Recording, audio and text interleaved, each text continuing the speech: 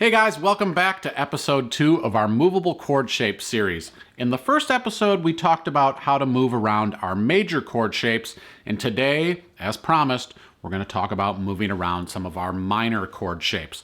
So this is another pretty cool thing that you're going to open up the neck with, and again, I'll mention that you'll want to watch the video on notes of the fretboard. I'll leave a link in the description to this video as well. You really want to make sure you're acclimated with all of the notes on the fretboard before you start moving your chords around. It'll help it make a lot more sense. So get tuned up, and I'm going to show you some minor chord shapes and how we're going to move them all around the fretboard. Before we jump into it, do me a little favor and make sure you click that subscribe button and that alert bell so you know when the next video is coming your way. I thank you so much for supporting our YouTube channel here. All right, let's take a look at our first shape here. So the first shape I'm going to show you is our A minor shape. So the A minor, as you may have played before here, is just played on the G string, 2nd fret with our middle finger. So that would sound like this. Well, let's say that we took and moved this up a fret. So we take our finger and go to the 3rd fret. Well, very dissonant sounding. So we apply our procedure here. So instead of using our middle finger, we're going to swap that out for our ring finger because we want to compensate for this empty space, and we also want to have our index finger available to bar the fret. So we're going to move up to the 3rd fret with our ring finger, and then we're going to place the bar with our index finger across the 1st fret. And when we do that, now we have converted this A minor chord to a B flat minor chord.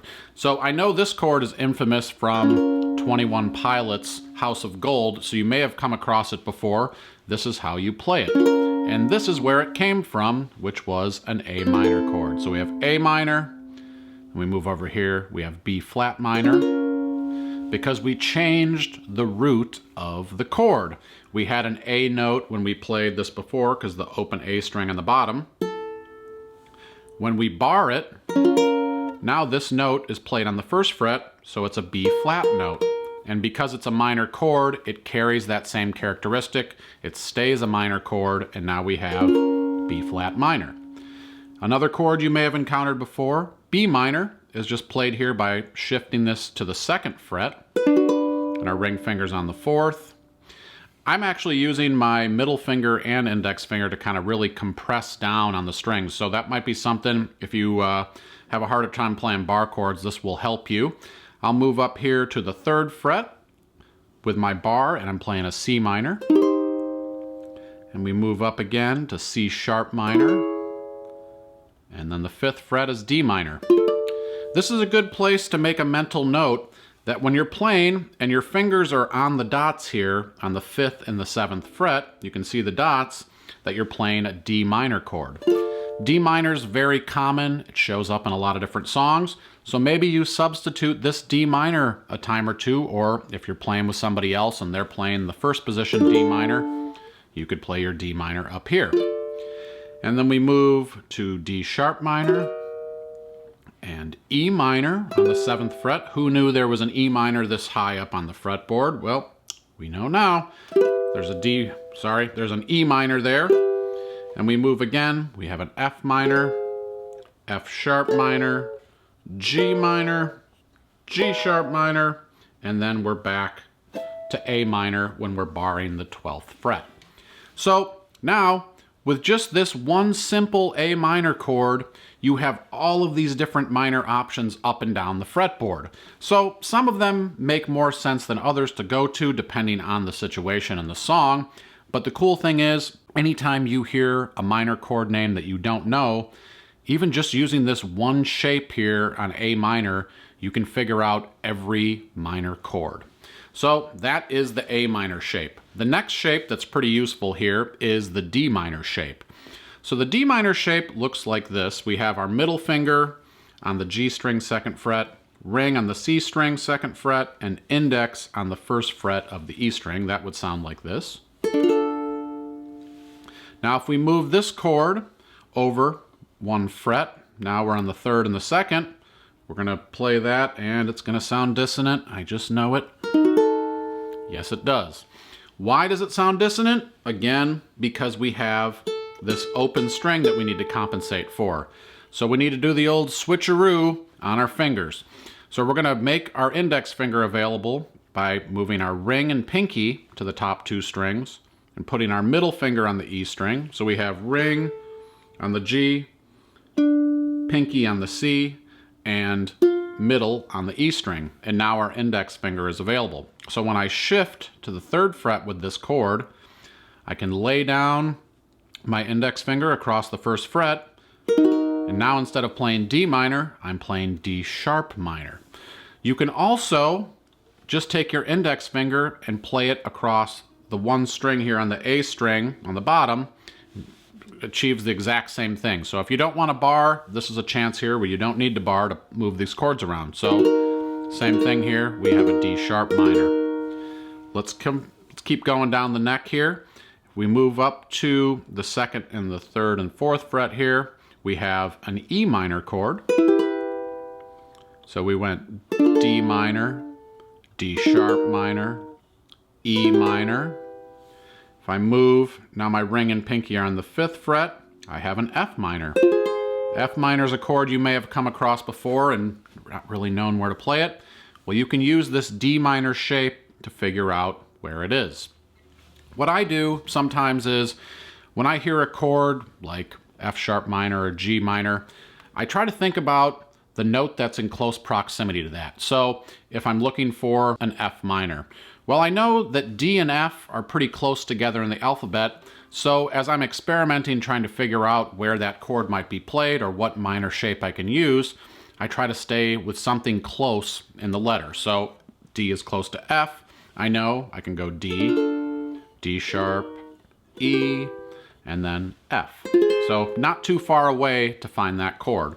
And if we keep moving up here, we have F, F sharp minor, and then we move to the 7th, we have G minor. So again, you're going to want to kind of use your eyes here and use the dots on your fretboard, kind of start realizing where your fingers are when you're playing a certain chord. And this will help you as you start moving around to kind of know your visual placements for these different bar chord shapes here. So that is the D minor shape. And again, you can move that all the way up here past the 12th fret and play all different chords using that shape. 3rd and final minor shape I'm going to show you today comes from the F sharp minor shape. So our F sharp minor is played here with our middle finger on the G string, 2nd fret, index on the C string, 1st fret, ring on the E string, 2nd fret. It sounds like this. Well, you know what's going to happen. I'm going to move this chord and it's going to sound funky. So we move to the 3rd fret and it gets dissonant. So what do? Yep, that's right. We're going to switch our fingers around here and make our index finger available to bar.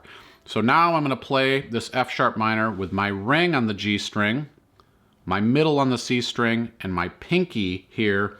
Your pinky's going to get a lot more workout now that you're going to start moving chords around, and that's a good thing because having this extra finger available to you is just going to make you all that much more dangerous when you're playing your uke. So we have our index finger available. We're playing F sharp minor here. Now when we move here, we're going to take this index finger and we can either bar the entire fret.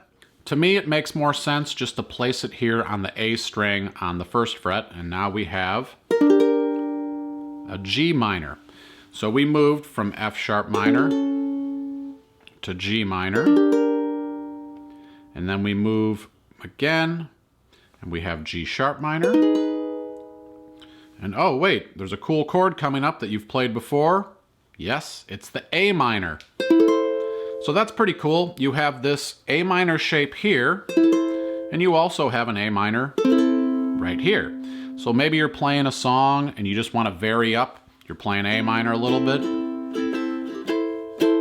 Then you can switch it up and add this little extra chord in here in a different position. So we move A minor, and then we have A sharp minor, and then we're going to have B minor here. So B minor, played here on the 5th and 7th fret. Well, if you remember from the first A minor shape, we could also play B minor down here. and it sounds a little bit different because we're in a little different register on the strings.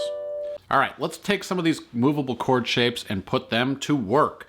So we're going to start off here. We're going to use an A minor shape to play a C sharp minor chord. So our C sharp minor chord is played here by barring the 4th fret, ring finger on the 6th fret of the G string. Our second chord will be F sharp minor, and that's going to use the D minor shape. All we're going to do, we're going to keep everything in place from the C sharp minor. We're going to put our pinky down on the C string of the 6th fret, our middle finger down on the E string of the 5th fret. And now we have this F sharp minor right here. So pretty cool, just using these two shapes, we have two chords right in the same position, just like I had mentioned before. And then we're going to use our F sharp minor shape. We're going to shift down here to play a G sharp minor chord, which is ring finger on the 4th fret of the G string, middle on the C string 3rd fret, pinky on the E string of the 4th fret, and our index on the A string on the 2nd fret. So that'll sound like this. So we have C sharp minor, F sharp minor, G sharp minor, and then we're going to resolve this by ending back on the C sharp minor. So we're going to keep it simple again with this chord progression. We're going to just do a 4 count, a single down strum, and I want you to practice this just being able to kind of move between these couple of different chord shapes. Now you can take this again and move it in different positions, do the same form of chords, and you'll just be in a different key. But we'll just keep it simple here. So start on your C sharp minor chord. I'll give us a 4 count, and we're just going to do 1 strum and then move to our next chord. So something you can do is kind of anticipate that next chord coming. When you have this little time in between in the 4 count, use that to get your fingers ready to move to the next chord. Kind of anticipate going to them. Visualize yourself moving to this chord shape. So here we go, starting on C sharp minor. 1, 2, 3, 4. 1, 2, 3, 4. F sharp minor. 2, 3, 4. G sharp minor. 2, 3, 4. C sharp minor. 2, 3. Again, C sharp minor. 2, 3, 4. F sharp minor. 2, 3, 4. G sharp minor. 3, 4, and here. 2, 3, 4. So my challenge to you now that we've been through both the major and the minor chord shapes is start looking at your keys. Maybe you look at the key chord chart, which we have available at AllForUke.com, to see which chords fit together within the key, and then you could take and use these movable chord shapes. Now you have major chords and minor chords all over the neck. Try to experiment, explore a little bit, see where you can fit some of these chords together. They might not all sound perfect when you are first exploring them, but as you experiment, you might find that you come up with a cool chord progression a little higher on the neck, and this will kind of get you out of just playing everything down here in first position. And that's the whole game here, is kind of moving away from just using everything on the first 3 frets and starting to use the rest of this real estate you have here on your uke. This was a lesson on minor chord shapes that are movable. Day 1, we checked out movable chord shapes in the major family. And next time, we're going to get into 7th chords. So you'll have to join me back here for episode 3. If you haven't already, jump over to AllForUke.com. I put together a PDF, and I'll have some other chord progressions for you to try out. You can download those if you are an AllForUke family member. If you guys like this video, make sure you subscribe to the channel. Leave your comments below if you have any questions, or maybe you have another minor chord shape that I don't know about that you could use here to move around the neck. And I'd love to hear from you, so let me know where you're playing your ukulele. Make sure you're smiling out there, because in fact, we're all playing this happy little instrument during a crazy time here in 2020. I thank you so much for watching today, guys. My name is Kevin. I'll see you next time.